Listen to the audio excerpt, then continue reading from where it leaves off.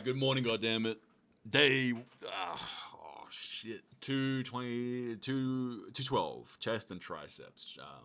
Or chest and tricep. I'm training my left tricep now, even though it's tiny and all fucked up.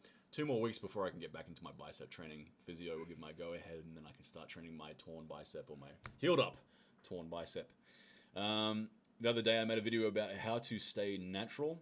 If you haven't seen it, go watch it, especially if you're thinking about doing steroids or if you're just, maybe loosely considering it. That video will change your mind, I promise you that. And the comment section will convince you even further.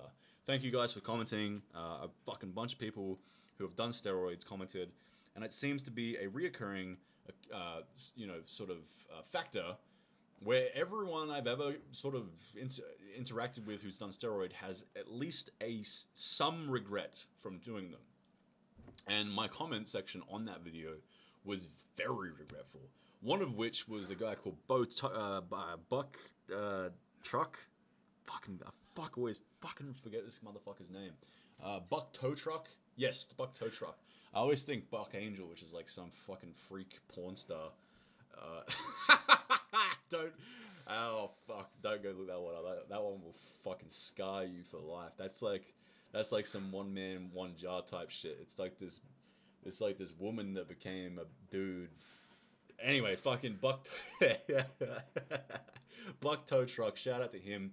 His insights on not taking steroids are very prevalent.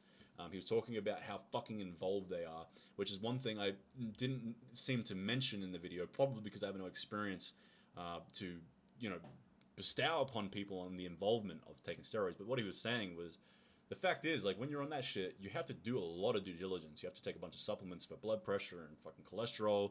You have to take neurosteroids like fucking pregnenolone and fucking DHEA, and your SHBG goes down, and your axis goes off, and then when you want to get back off, you have to do PCT, and you fucking depends on the steroids.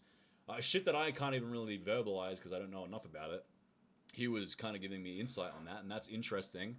And that's the thing you have to understand. It's like there's a bunch of shit involved that requires you to take steroids safely and effectively to actually make anything of them. So that was interesting. But yeah, reoccurring factors is people in the comments telling me about their shitty experience with steroids, or at least regretting them.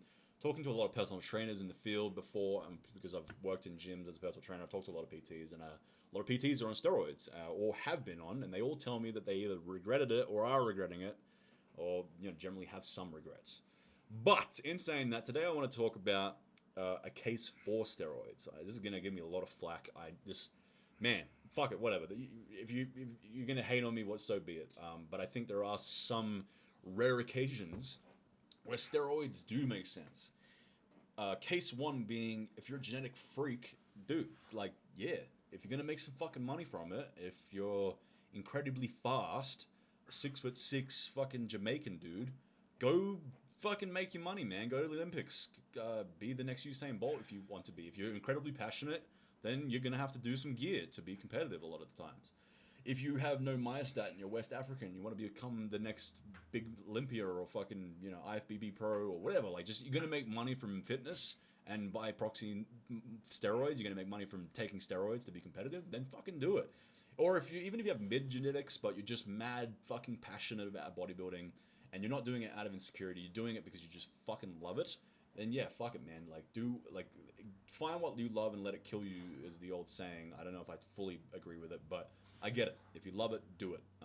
And so long as you've meditated on the consequences and you know it's going to be worth it, then fuck it, man. Go for that shit. But I think there's a third wild card, and this one's going to be very fucking controversial. But fuck it, I'm going to say it anyway, because I was really sitting in the mirror the other day and being introspective about this.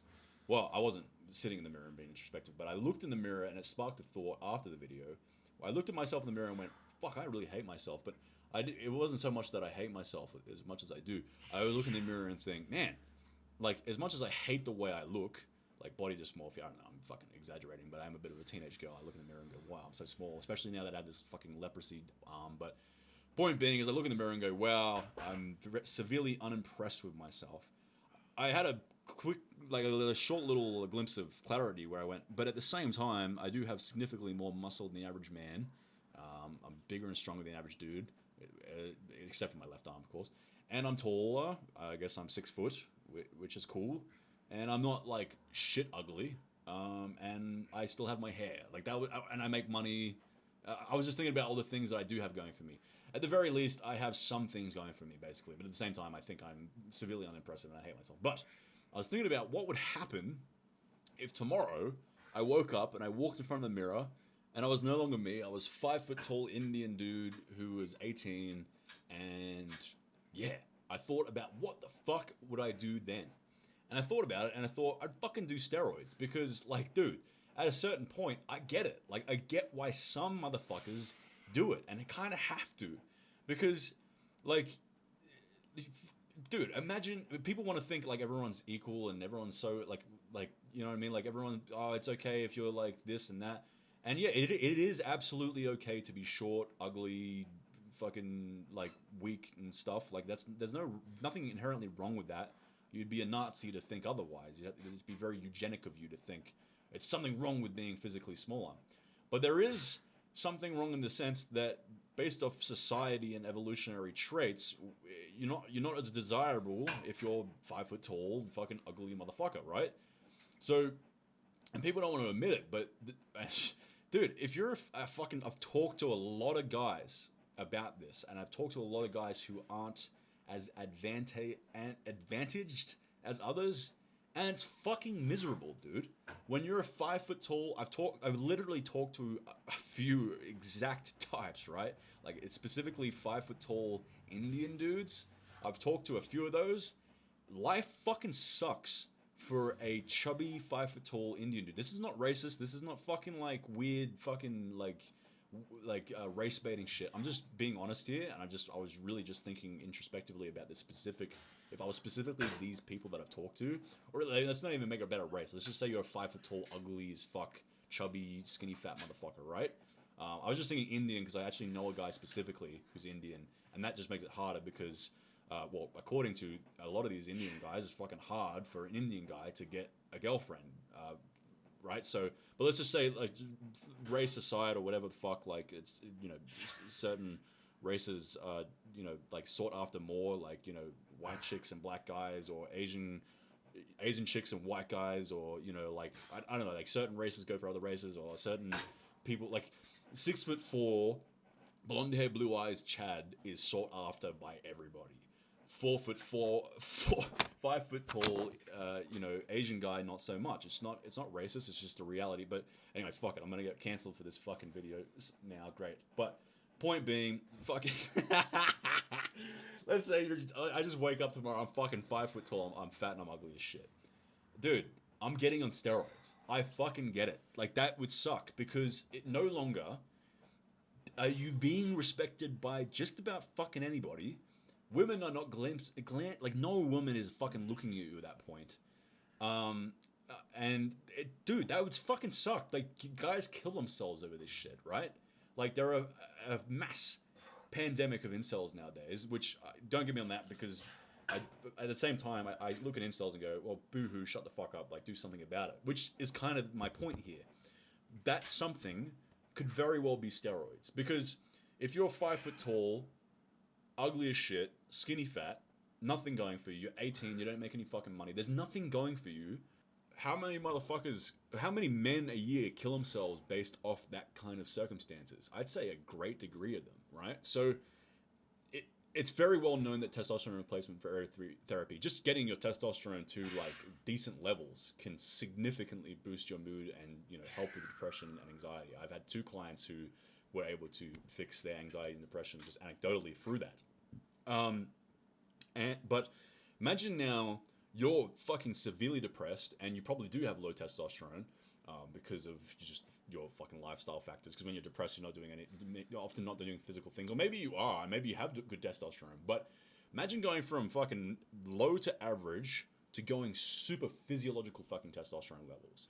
That shit will make you way less anxious and way less depressed.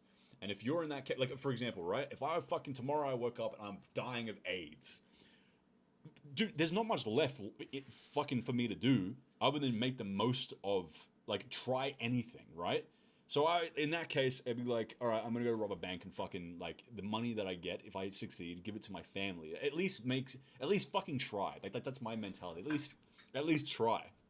And if you're in the case where everything just fucking sucks, at least try something. And if that thing you think is steroids, then do it. Because if the alternative is just slowly fuck your life away, or unfortunately in a lot of men's cases, fucking kill yourself, dude, do it. Like, I get it. Fuck it. Like, at the same time, I'm gonna get so much shit. You could probably go to the doctors or whatever, and maybe get a psychologist and do antidepressants. But assuming you've already done all those different measures, which a lot of people have, and they're not fucking working, then yeah, man, that might buy you some time. Because the argument would be, all right, well, what happens when you get off in 10, 15 years? Well, at least it bought this poor motherfucker some time to fucking get his shit together. Because imagine, dude, like, I could only imagine that when you're on when you have like 5,000 fucking mNol testosterone, it's probably much easier than to get in the gym and do what it takes to lower your cortisol and change your brain's biochemistry and start eating well and start going out to talk to women when you have fucking giant bulging fucking roided biceps and you have like all this exuding fucking confidence from the testosterone you're on, and maybe you start going to MMA and getting fucking confidence from fighting men, and maybe you have all this fucking energy and like willpower to start a business, and you start making money. And by the time you've done a few cycles, and maybe then when you have to come off because your fucking kidneys are about to explode, you've reset your life through the process of anabolics. And in which case, I get it. If you're in that fucking shit place, which I've been, by the way, and it's only by God's grace that I get out of it before I had to then do a fucking steroids. I was very close to getting on steroids for many reasons, not just physical body dysmorphia. I was also like, man, my fucking anxiety and my depression and my PTSD is fucked. Like, I need something, or else what else do I fucking do? Luckily for me, I was able to get out of it, and I think it's best trying to stave off it as long as you can. Try everything first. But if nothing's working and you're thinking, fuck it, I might try some steroids, you've got nothing to lose if the next thing to lose is your life. So in the case that it might save a motherfucker's life, I get it. Do it, man. And at the same time, do it right. Don't get on Trenbolone. You know what I mean? Like, if you're fucking depressed and anxious and have PTSD, just reducing your brain matter, your fucking gray matter in your brain, and becoming a paranoid schizophrenic isn't going to do you any favors. But maybe doing TRT plus or getting your testosterone to like a decently physiological level could reset your life to the point where shit's worth living again, or at very least buy you time and give you time to change things up. So this video might get me some mad fucking hate, but yeah, if you're that dude there's nothing left for you, then at least try. You know what I mean? Like, at least try. I think it's always worth trying. I don't believe in giving up, and even if that means doing something that doesn't necessarily conventionally make much sense.